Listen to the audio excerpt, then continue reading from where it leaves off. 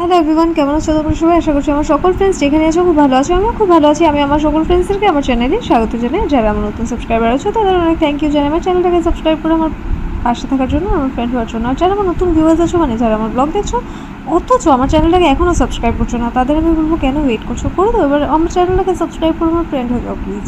তো আমি তোমাদের ফ্রেন্ড সোনালি, তোমাদের সকলকে আমাদের এই ছোটো ফ্যামিলিতে ওয়ার্ম ওয়েলকাম জানিয়ে ব্লগটাকে এখান থেকে স্টার্ট করছি। তো দেখো, পুজোর জন্য ফুল নিতে এসেছি ছাদে।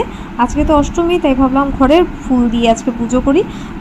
আর অনেক কটাই ফুল হয়েছে আমাদের রোজ পুজো। তো এখন কথা হচ্ছে যে ভাবলাম আজকে বাইরের থেকে তো কালকে ফুল আসবে অনেক, তো আজকে ঘরের ফুল দিয়ে পুজোটা করে নিই। তো এই ছাদে এসেছিলাম, তো আমি ভাবলাম তোমাদের সাথেও শেয়ার করি সুন্দর সুন্দর ফুলগুলো। কেমন লাগছে আমাকে কমেন্টসে জানিও, ঠিক আছে? আমার তো খুব ভালো লাগে ফুল দেখতে।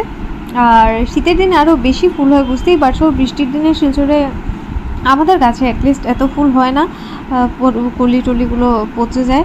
আমি দেখেছি অনেক বাড়িতেই হয়, বাট গরমে শীতের দিনে আমি দেখেছি বেশি ফুল হয় আমাদের ছাদে। আর বৃষ্টির দিনে একটু মানে পচে যায় কলিগুলো, এরকম হয়ে যায় আর কি।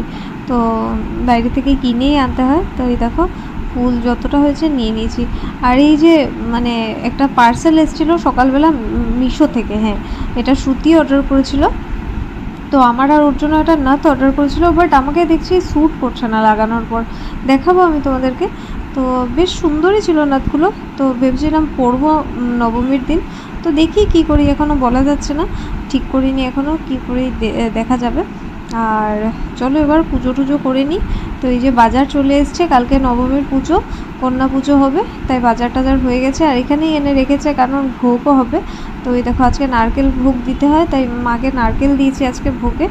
আর খুব মানে লক্ষ্মী মেয়ে আমার মাতা রানী, কারণ আমি যা দিই, মা তো বলে না ভগবান মানে ভাবকে ভুকে হতে হয়, তো ঠাকুরকে সত্যি আমি যা দিই আমার মনে হয় আমি মন থেকে দিই, আর ঠাকুর মানে গ্রহণ করেন, আমার এরকম ফিল হয় পার্সোনালি।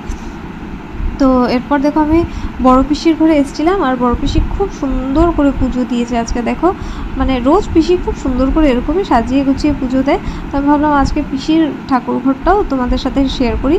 আর কারণ এটা এখান থেকে শিফট করে নেবে, ঠিক আছে? এটা শিফট করে একটা অন্য সাইডে নিয়ে যাবে।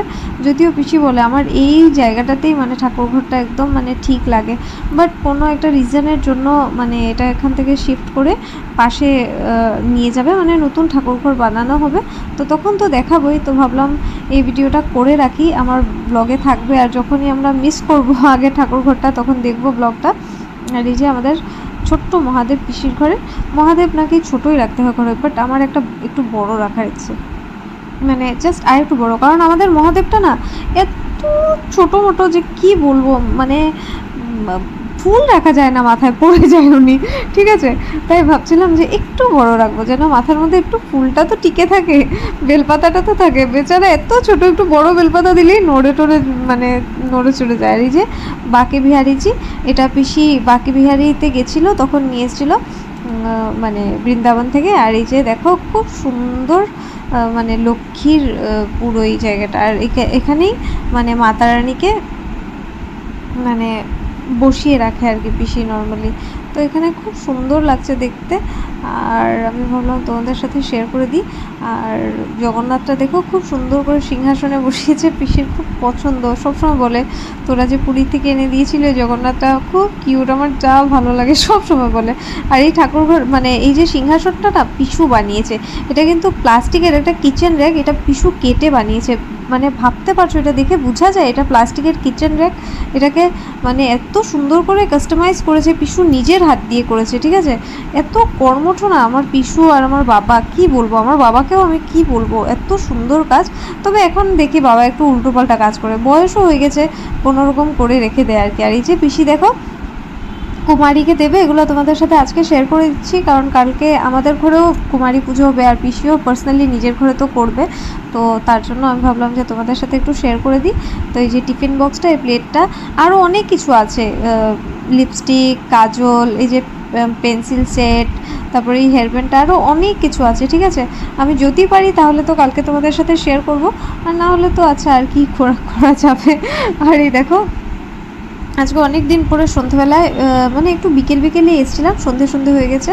তো ভাবলাম আজকে অনেক দিন পর তোমাদের সাথে একটু শেয়ার করি। এই জায়গাটা আমার খুব ভালো লাগে, তোমরা তো জানো।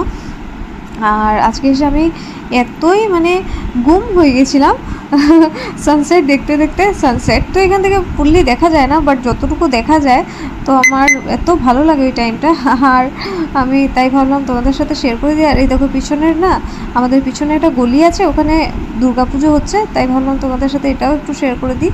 আর এই যে এটা হচ্ছে আমাদের দোতলাটা, ঠিক আছে, তো এটা পরিষ্কার টরিষ্কার করে নিয়েছে, তো আমি ভাবলাম এটাও তোমাদের সাথে একটু শেয়ার করে দিই। কালকে পুজোর জন্য দেখো সব ধুয়ে দিয়েছে মা, আর আমাদের উল্টো দিকে যে মাসি আছে উনি, আর আমাদের ওই যে যোগালি দাদা যে আছে উনি, তিনজন মিলে এটা পরিষ্কার করে দিয়েছে। আর এই যে টেবিল চেয়ার সব সেট হয়ে গেছে ওপরে।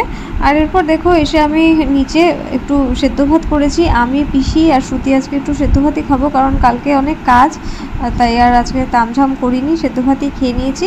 তো আজকের ব্লগটা আমি এতটাই রাখছি, আশা করি আজকের ব্লগটা তোমরা এনজয় করেছো। যদি আজকের ব্লগটা ভালো লেগে থাকে তাহলে অবশ্যই লাইক করো, কমেন্ট করো, চাইলে ফ্রেন্ডস আর ফ্যামিলি মেম্বার্সদের সাথে ব্লগটাকে শেয়ারও করতে পারো।